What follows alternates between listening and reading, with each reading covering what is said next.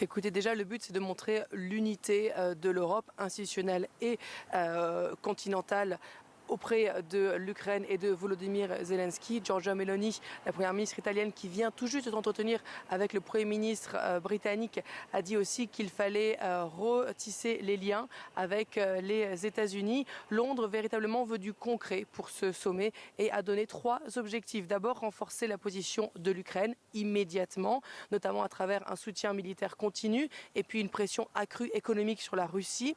Réaffirmer la nécessité d'un accord de paix durable en Ukraine et puis aussi élaborer les prochaines étapes de la planification des garanties de sécurité et quel rôle les pays européens devront jouer là-dedans. Est-ce que l'altercation Trump-Zelensky a bouleversé la donne ?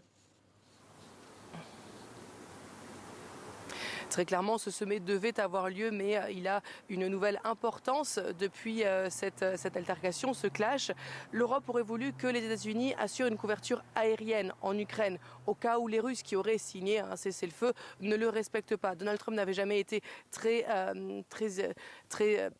favorable à cette idée, il l'est certainement encore moins. Donc les Européens essaient de trouver une alternative et justement Keir Starmer, le Premier ministre britannique, a parlé d'une nouvelle stratégie dont il aurait discuté. C'était ce matin sur la BBC. Nous avons convenu que le Royaume-Uni, la France et peut-être 1 ou 2 autres pays travailleront avec l'Ukraine pour élaborer un plan et mettre fin au combat. Puis nous discuterons de ce plan avec les États-Unis. Grâce à toutes les discussions récentes, je pense que nous avons fait un pas dans la bonne direction, car personne ne veut voir ce qui s'est passé vendredi se reproduire. Mais il est vraiment important que nous gardions notre objectif central qui est la paix durable en Ukraine. Personne ne veut plus de sang versé.